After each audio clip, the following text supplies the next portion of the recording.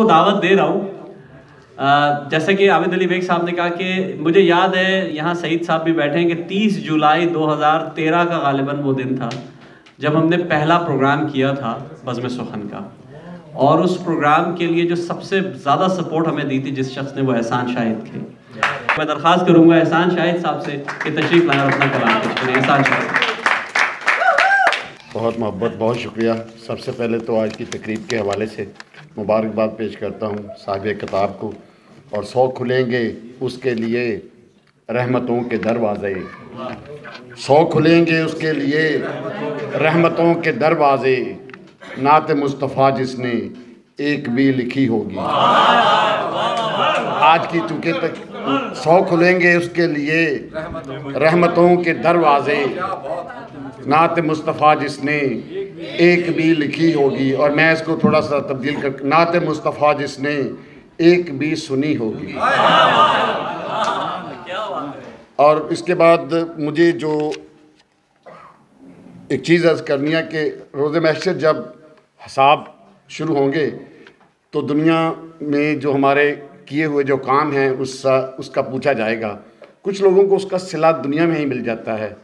मैं मुफ्ती अब्दुल वहाब साहब को मुबारकबाद पेश करता हूँ कि उनको दुनिया में ही उसका अजर अब्दुल वासे की सूरत में मिल गया, और ये बहुत खूबसूरत इजाफ़ा है। और आप देखिएगा, ये गवाही है इस वक्त इंशाअल्लाह, वो दूर आग नहीं रोशनी है मंजिल की। अब्दुल वासे, वो दूर आग नहीं रोशनी है मंजिल की, कदम बढ़ा के चलो और अलम उठाए चलो। इंशाअल्लाह ये पाकिस्तान के बल्कि दुनिया भर के चैनलों में इंशाअल्लाह सिर्फ 2 साल के अंदर ये बच्चा नात पढ़ेगा, जमशेद जुनैद की तरह इंशाअल्लाह ये नात पढ़ेगा इंशाअल्लाह। और इस तरह जब हज़रत बशीर डार रहमतुल्लाह अलैह से रोज़े महशर हिसाब होगा तो वो भी कह सकते हैं कि या रब्बे करीम, मैं जो कुछ करके आया था वो तो मुझे पता नहीं, लेकिन मैं तारक डार को छोड़ कर आया हूँ। अपने सदका जारिया के तौर पर तारक डार को छोड़ कर आया हूँ वहाँ पर, क्योंकि उनके रफ़ाई काम जो उन्होंने शुरू किए थे अल्हम्दुलिल्लाह तारक डार साहब उसको लेके चल रहे हैं। इस दीवारों में, इस छत के नीचे बहुत सारे रफ़ाई काम हुए हैं, नातिया कलाम पढ़े गए हैं, बहुत सारे लोगों की पजीराई हुई है। उसका सारा अजर जो है वो हमारे उस बुज़ुर्ग को जाता है। और अगर मुश्ताक लशारी साहब से अल्लाह पाक ने ये पूछा कि आप दुनिया में क्या करके आए हो, तो ये कह सकते हैं हम दर्दाना अंसारी साहबा को छोड़ कर आया हूँ और हिना मीर साहबा को छोड़ कर आया हूँ सियासत के लिए, क्योंकि ये इन्होंने काम किए हैं। आज मुझे एक और ट्रिब्यूट पेश करना है, एक छोटा सा अलामा आदल फ़रूकी साहब के लिए, जो आपने मोहब्बत का यहाँ किया है, वो आपने एक फ़र्ज़ कफ़ाया अदा किया सब की तरफ से। मैं वहाँ पर उनके जनाजे में मैंने शिरकत की थी और मुझे बड़ी खुशी है कि वहाँ पर जो हमारे बहुत सारे उलमा कराम, बहुत महज़्ज़ब लोग वहाँ पे मौजूद थे, लेकिन इत्तफ़ाक़ की बात है कि कुछ साथी वहाँ पे पहुँच नहीं सके, तो मैंने उस पर बाद में कालम भी लिखा, उस पर तहरीर भी लिखी और अल्हम्दुलिल्लाह उनके जनाजे में शिरकत भी की।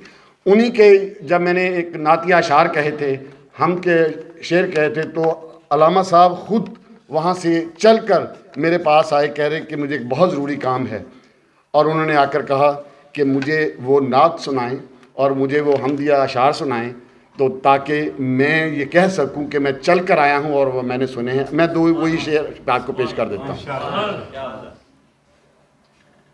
सबकी बिगड़ी संवारने वाला, सबकी बिगड़ी संवारने वाला, कब किसी को अजाब देता है।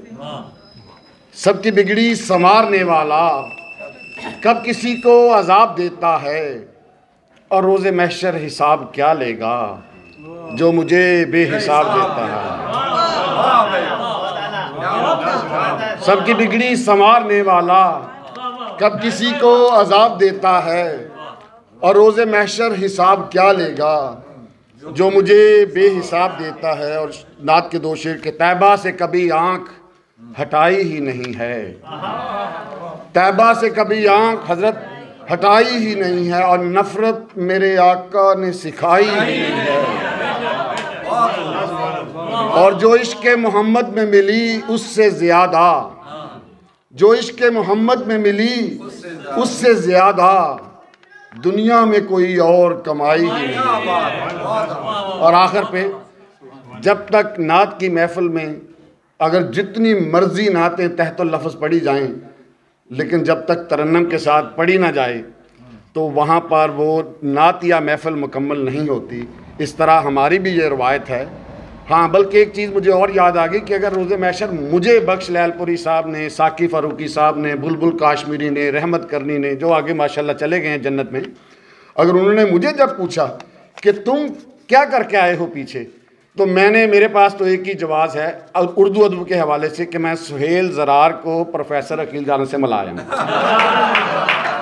ये मेरी बख्शिश का समा बन जाएगा, क्योंकि उनके लगाया हुआ जो पौधा अभी चल रहा है। और इस तरह ही कि जो ये ऐसी जो महफिल है, हमारी रवायत है कि जब तक कोई तरन्नम से ना पढ़ा जाए तो वो मुशारा मुकम्मल नहीं होता। 2 शेर तरन्नम के साथ सुन लें। हर समत मुझको दर्द का दजला दिखाई दे, हर समत मुझको दर्द का दजला दिखाई दे, फिर करबलाए वक्त का चेहरा दिखाई दे, फिर करबलाए वक्त का चेहरा दिखाई दे। और मायूस आसमान नहीं अब तक ज़मीन से, मायूस आसमान नहीं अब तक ज़मीन से, बातिल ने जिसको मारा वो जिंदा दिखाई दे, बातिल ने जिसको मारा वो जिंदा दिखाई दे। मायूस आसमान नहीं अब तक ज़मीन से, बातिल ने जिसको मारा वो जिंदा दिखाई दे। और बोनों ने, शहाब साहब आप एक छोटा सा शेर है मोहब्बत से। बोनों ने आज मिलके किया है ये फैसला, बोनों ने आज मिलके किया है ये फैसला, काटो वो सर जो अपने से ऊंचा दिखाई दे, काटो वो सर जो अपने से ऊंचा दिखाई।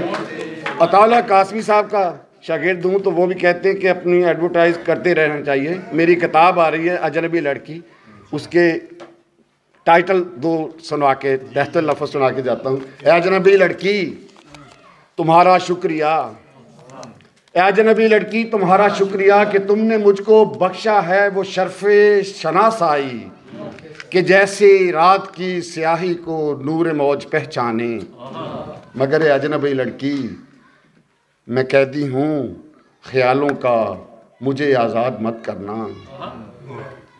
गमों की मुझको आदत है मुझे दिलशाद मत करना। मगर ए अजनबी लड़की ये तुमसे एक गुजारिश है, ये छोटी सी तमन्ना है, अगर मैं वक्त के पुरपेज राहों में कहीं भटक जाऊँ मुझे आवाज़ दे देना, मुझे मायूस मत करना।